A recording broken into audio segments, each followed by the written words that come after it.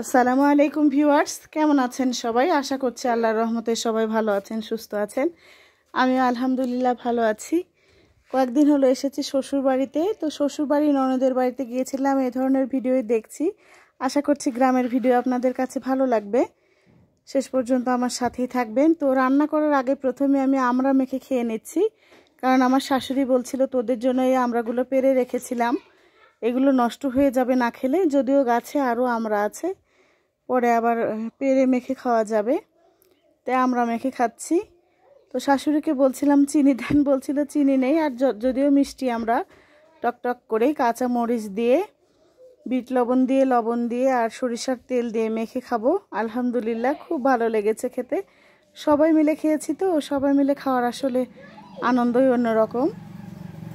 তো আমরাটা মেখে খেয়ে নিয়ে আমি দুপুরের জন্য রান্না বান্না করব আমার শ্বশুরের পছন্দের খাবার। আমি বাড়িতে আসলে আমার শ্বশুরের কিছু আবদার থাকে, আমি সেগুলো রান্না করে খাওয়াই, যেগুলো আমার হাতের রান্না আমার শ্বশুর পছন্দ করে। যদিও সব রান্নাই পছন্দ করে, তারপরেও কিছু কিছু রান্না আমি আসলেই করা হয়, আমার শাশুড়ি আর করে না। তো আমরাটা মেখে খেয়ে নিয়েই একেবারে রান্নার জন্য সব কিছু গুছিয়ে নেব। এখানে দুইটা দেশি মুরগি আমি পরিষ্কার পরিচ্ছন্ন করে কেটে ধুয়ে রেখেছি রোস্ট রান্না করার জন্য। তো এখন চলে যাব রান্না করতে। আর আমার শাশুড়ি এখানে চাল কুমড়ার ভাজি আমাকে কেটে দিয়েছে, আর আমি পেঁয়াজ রসুন সব কিছু বেটে নিয়েছি। তো এই এক পাশে ভাত দিয়েছি, আর এক পাশে দিয়েছি চাল কুমড়ার ভাজি। আর আমার শ্বশুর বাড়িতে মাটির চুলা, আর আমি গ্রামে আসলে আর গ্যাসের চুলায় রান্না করি না, খড়ির চুলায় রান্না করতে আমার বেশ ভালোই লাগে। তো আমার শাশুড়ির মুরগি ওই গরুর ঘরে ছানসেটের উপর ডিম পেড়েছে, আপনাদের দেখাচ্ছি। গ্রামীণ পরিবেশ আসলে এরকমই। আরও বাকি ডিমগুলো ফ্রিজে তুলে রাখা হয়েছে। এখানে 3টা ডিম আছে, এখান থেকে 2টা ডিম আবার সরিয়ে নিয়ে রাখা হবে, আর একটা ডিম দিয়ে দেওয়া হবে। তাহলে এই ডিমের পরে আবার পরের দিন আবার মুরগি ডিম পারবে। আর এটা আমার শ্বশুরবাড়ির সেই আমড়ার গাছ, যে গাছের আমরা কিছুক্ষণ আগে মেখে খেলাম। যদিও আমার শাশুড়ি বলছে যে গাছে যেগুলো আমড়া আছে ওগুলো তোদেরকে পেড়ে দিয়ে দিব, যাওয়ার সময় নিয়ে যাস, বাসায় যেয়ে খাবি।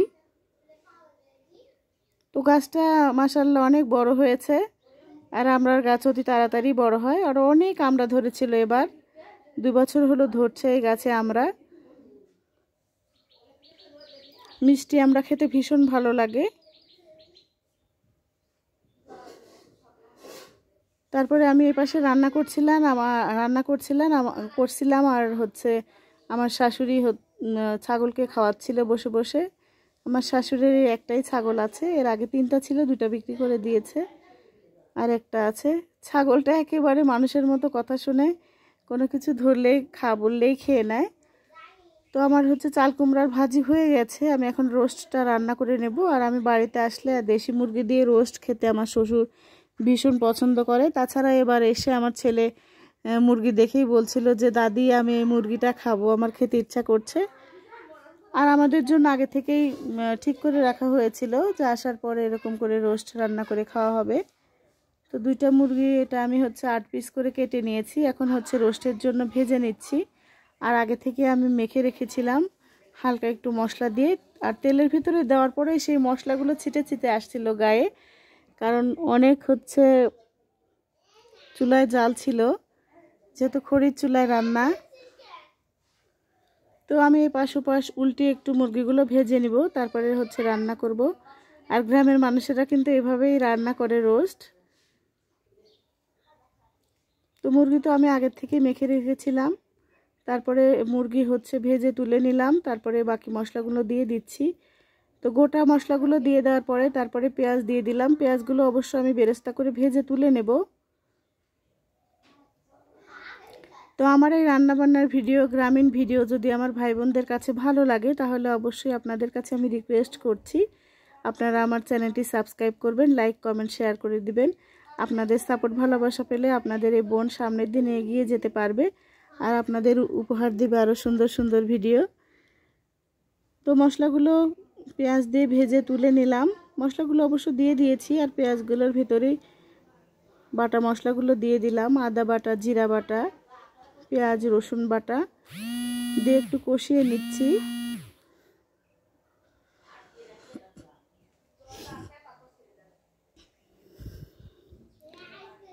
তো ভালোভাবে মশলাগুলো কষিয়ে বাকি মশলাগুলো দিয়ে দেব। শুধু এখানে হলুদ দেব না, হলুদ ছাড়াই রোস্টটা রান্না করলে বেশি ভালো লাগে, কালারটা খুব ভালো আসে।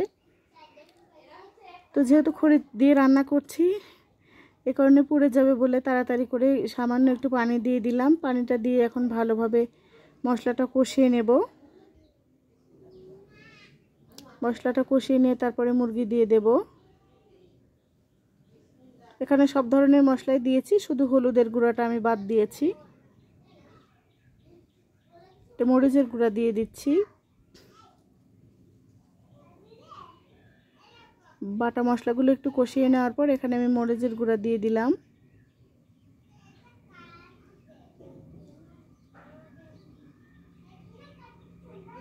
এখন আরও একবার কষিয়ে নিয়ে তারপরে ভেজে রাখা মুরগিগুলো আমি দিয়ে দেব।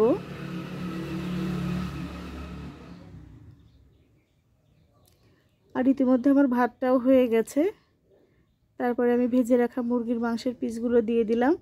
এখন ভালোভাবে কষিয়ে নিয়ে তারপরে ঝোলের পানি দিয়ে আমি মুরগিটা রান্না করে নেব।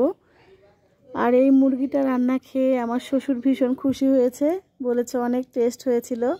আর আমার বাচ্চারাও ভীষণ খুশি হয়েছে।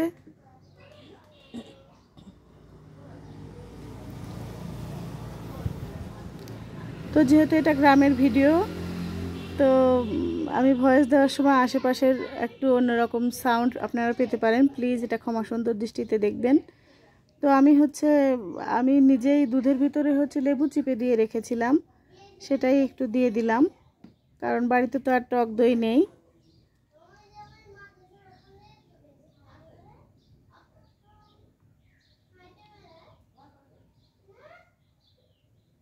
তো ভালোভাবে মাংসটা কষিয়ে নিয়ে তারপরে ঝোলের পানি দিয়ে ঢাকনা দিয়ে সেদ্ধ করে নেব। তারপরে ফাইনাল লুক আপনাদের সাথে শেয়ার করব যে আমার রোস্টের কালার কেমন হয়েছে। আর আপনারাও অবশ্যই কমেন্ট করবেন আমার গ্রামীণ পদ্ধতিতে রোস্ট রান্নাটা কেমন হয়েছে। আমার রান্না খেয়ে তো ভীষণ প্রশংসা করেছে আমার শ্বশুর, বলেছে অনেক ভালো হয়েছে, খেতে অনেক টেস্ট ছিল। সাথে থাকার জন্য ধন্যবাদ। আসসালামু আলাইকুম।